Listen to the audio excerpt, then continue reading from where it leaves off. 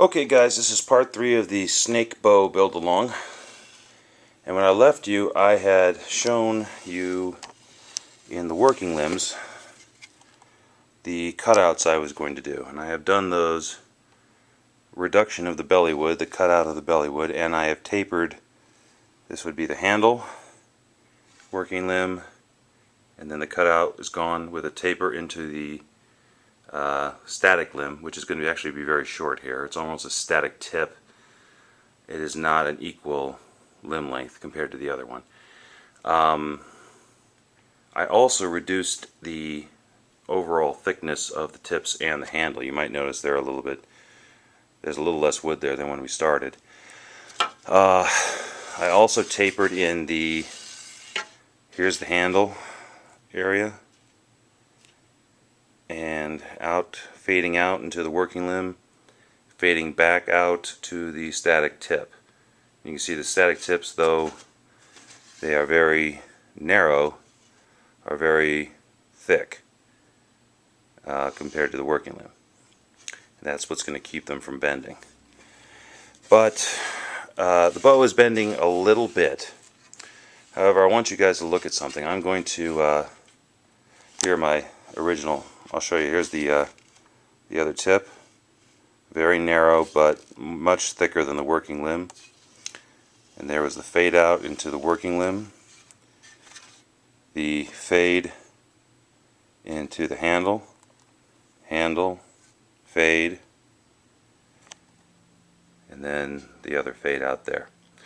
Now, after carving this, I tried to floor tiller it, and it is bending, albeit badly. And I want to show you guys why. I think the best way I can illustrate this, I'm going to aim the camera down one limb here. Straight down the limb. Okay. You know, it might look better from the other angle. I just want to show you guys what the issue is with this bow right now. Alright, if I am holding this here, straight down the limb, you can kind of see how the bow is bent. And maybe we try it from the other direction as well. Okay, here's a good look. We'll do it from the back.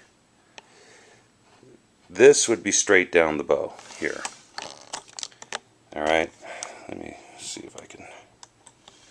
Alright, straight down the bow, and you can see how badly curved this thing is. It is not going to bend. This is curved, or it's not really twisted. It's just curving.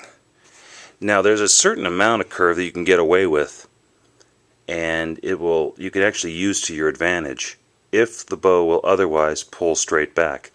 This one is not going to do that. This one is not going to allow me to pull the limbs symmetrically, a little bit because of that big curve right here.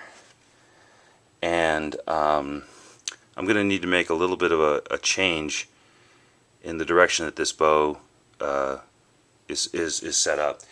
What I'm going to do here is, I could just bend the tip, but I don't think that will properly fix the issue.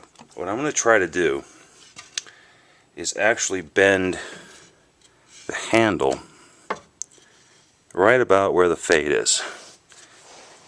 And that will bend. I'm going to keep my foot on this end of the wood here.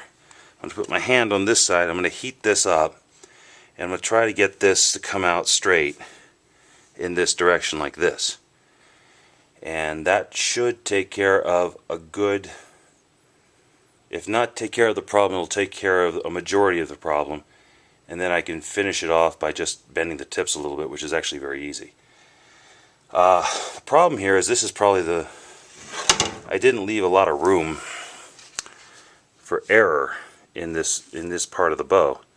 You'll notice I was supposed to take this out a little wider in the fade, and it's actually kind of narrow, which will help me bend it, but if anything goes wrong and something lifts, I'm in big trouble. But the bow is not going to be functional if I don't do anything. The bow is not going to be functional as is.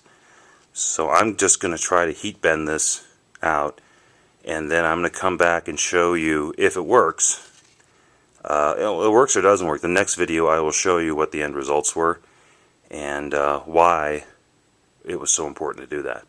And I'll show you the new alignment. Alright guys, I'm going to leave off here. I'm going to get the heat bending and I'll talk to you soon. This is Mike from Boyer Bows, and wish me luck on this. This is kind of nervy, so wish me luck.